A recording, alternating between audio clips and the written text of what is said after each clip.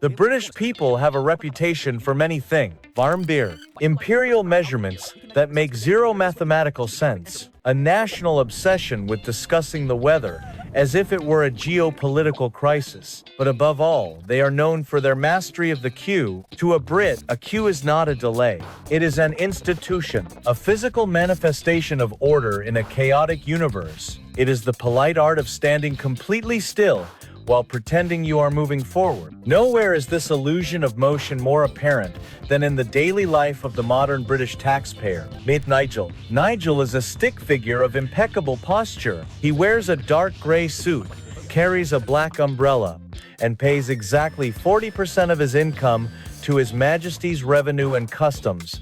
In exchange for this generous contribution, Nigel expects a few basic amenities: a road without a crater, a train that arrives on the same day it is scheduled, a hospital where the waiting list is shorter than a human lifespan. Today, Nigel is about to discover that his expectations are wildly out of touch with the reality of the year 2026. It is a Tuesday morning. The sky is the color of wet cement, which is the national color of England. Nigel steps out of his modest brick terrace house. He locks the door, turns around, takes exactly one step forward, and instantly vanishes from sight. He has stepped into a pothole. This is not just any pothole. This is a historic landmark. It has been growing on his pavement since the summer of 2019. It has its own postcode. Several local politicians have taken campaign photos pointing at it. The local council recently sent a team of 3 men in high-visibility jackets to look at it, nod solemnly,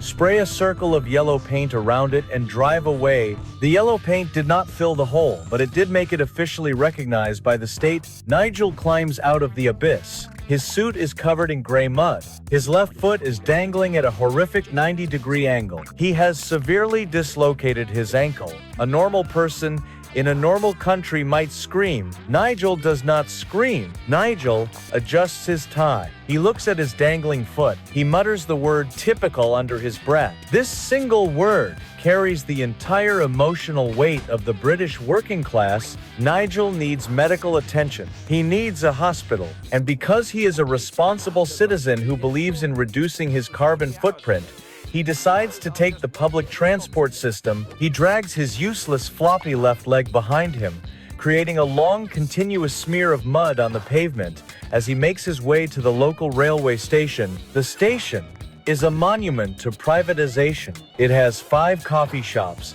3 bakeries, selling overpriced sausage rolls, and absolutely zero functional train. Nigel limps up to the automated ticket machine. The screen is smeared with fingerprints and despair. He selects a single off-peak standard class ticket to the city center. The machine demands £150. This is roughly the equivalent of a short-haul flight to Spain, but Nigel is not going to Spain. He is going 3 miles down the road. He inserts his debit card. The machine beeps happily. It prints out a tiny piece of cardboard. Nigel takes the ticket. He turns to look at the giant electronic departure board hanging from the ceiling. The board is a masterpiece of modern literature. It reads like a tragedy. The 8:15 train to the city center, canceled. Reason: leaves on the line. The 8:30 train, delayed. Reason: unseasonably mild weather. The 8:45 train, canceled. Reason: the driver could not find his keys. At the very bottom of the screen, a red scrolling text announces that the National Union of Rail, Maritime and Transport Workers has officially gone on strike again. They are demanding a pay rise to cope with the inflation caused by the previous pay rise. Nigel stands on the empty platform. A piece of litter blows past his leg. A single pigeon lands next to him, looks up and appears to shake its head in pity before flying away. Nigel has paid £150 for the privilege of standing on a concrete slab in the cold. He looks at his ticket. He looks at the empty tracks. He unscrews the lid of his metal thermos. He pours out a small plastic cup of tea. It is lukewarm. It is bitter. It tastes exactly like the state of the economy. He takes a sip. He does not complain. Complaining would make a fuss, and making a fuss is not the British way. With no trains, no buses, and unable to afford a taxi, because he just spent his disposable income on a piece of cardboard, Nigel makes a logical decision. He will hop. He grips his umbrella in his right hand, balancing his weight, and begins to hop on his good right leg. Hop, pause. Hop, pause. It is a 3-mile journey to the nearest National Health Service hospital. Nigel hops past boarded-up shops. He hops past pubs that have been converted into luxury apartments that nobody can afford. He hops past a billboard proudly declaring that the economy is growing by 0.01%. He is sweating. His breath forms little clouds in the cold air, but his face remains perfectly blank, a stoic, deadpan expression. The expression of a man who has fully accepted that everything is broken but feels it would be rude to point it out. It is actually quite good for the cardiovascular system, Nigel tells himself. A bit of morning exercise. Character building. 3 hours later, the hospital finally looms into view. It is a massive gray concrete block that looks less like a place of healing and more like a high-security facility for storing forgotten files. Nigel hops up to the main entrance. He stands in front of the automatic sliding glass door. He waits. The doors do not open. He waves his hand. He hops a little closer. The doors remain completely shut. He looks down. Taped to the glass is a piece of A4 paper. The ink is running. It reads, "Automatic doors broken due to budget cuts. Please push." Nigel looks at his umbrella. He looks at his useless left foot. He leans his entire body weight against the glass and slowly, painfully slides the heavy door open just enough to squeeze his body through. He has made it. He is inside the National Health Service. He believes the worst is over. He is entirely wrong. Nigel steps into the accident and emergency waiting room. The air inside is thick with the smell of industrial disinfectant and suppressed despair. The illumination is provided by a grid of fluorescent ceiling lights. Half of them are broken. The other half are flickering at a frequency specifically designed to induce mild migraines. The room is vast, filled with endless rows of hard plastic chairs, engineered by government contractors to provide maximum lower back discomfort, and every single chair is occupied. Nigel looks around at his fellow citizens. The room is as silent as a tomb. There is no crying. There is no shouting. There is only the collective quiet dignity of the British public enduring a crumbling infrastructure.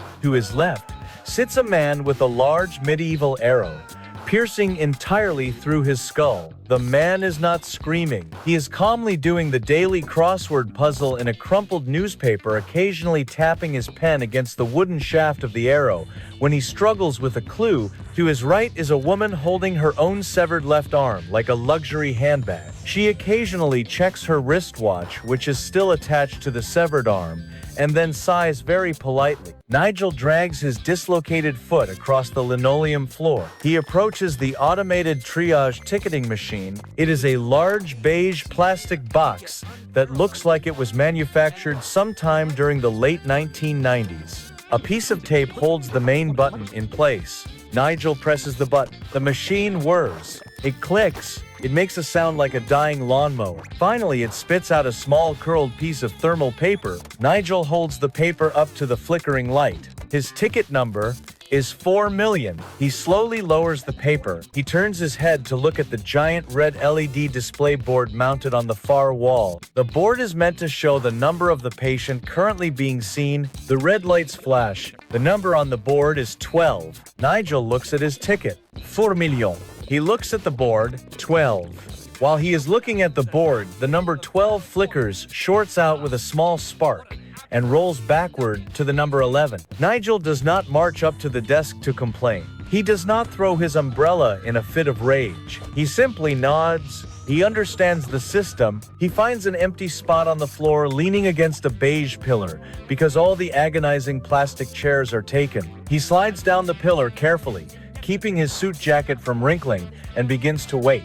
At the front of the room sits the receptionist. She is protected behind a layer of thick bulletproof anti-vandal glass. She is not looking at the patients. She is intensely focused on reading a tabloid magazine featuring a scandalous story about a reality television star who bought a slightly oversized dog. A patient crawls up to the glass, leaving a trail of blood, and weakly taps on the window. The receptionist does not look up. She simply raises one finger, presses a button on her intercom, and a pre-recorded voice echoes through the room. Please take a seat. Your health is our priority. The patient nods gratefully and crawls back to his plastic chair. The receptionist takes a slow, deliberate sip from her mug of tea. Up in the corner of the waiting room, a small television is bolted to the wall inside a metal cage. It is permanently tuned to the national news channel. The screen shows the Prime Minister standing behind a wooden podium at a press conference.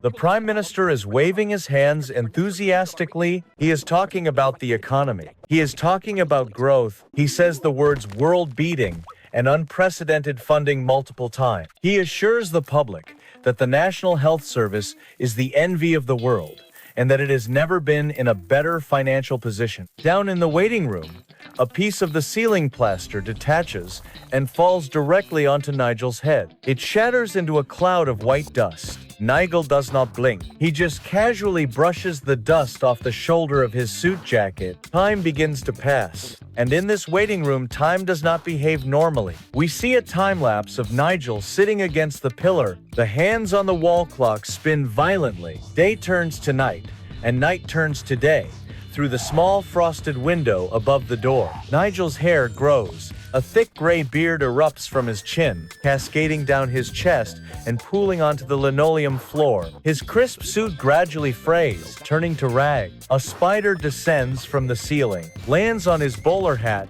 and begins to spin an intricate multi-level web between the rim of his hat and the tip of his nose. Through all of this, Nigel remains perfectly still. His posture is excellent. He is the very embodiment of the phrase, "keep calm and carry on." He has fully accepted his fate. There is no anger left in him, only a deep, institutionalized numbness. Suddenly, a loud, sharp electronic beep echoes through the silent room. Every head snaps up. The man with the arrow stops doing his crossword. The woman, clutching her severed arm, gasps. Even the receptionist lowers her tabloid magazine for a fraction of a second. Has the cue moved? Is it finally someone's turn? They all stare at the red LED display board. The board flickers violently. Then the numbers disappear, entirely replaced by the unmistakable blue screen of death of a Windows XP operating system. A small error box pops up on the screen. Fatal system error. Please contact the administrator. A collective silent sigh sweeps through the room. The false hope evaporates. The heads drop back down. The man with the arrow writes another word in his puzzle. The receptionist turns the page of her magazine and takes another sip of tea. Nigel closes his eyes. He is at peace. This is the social contract.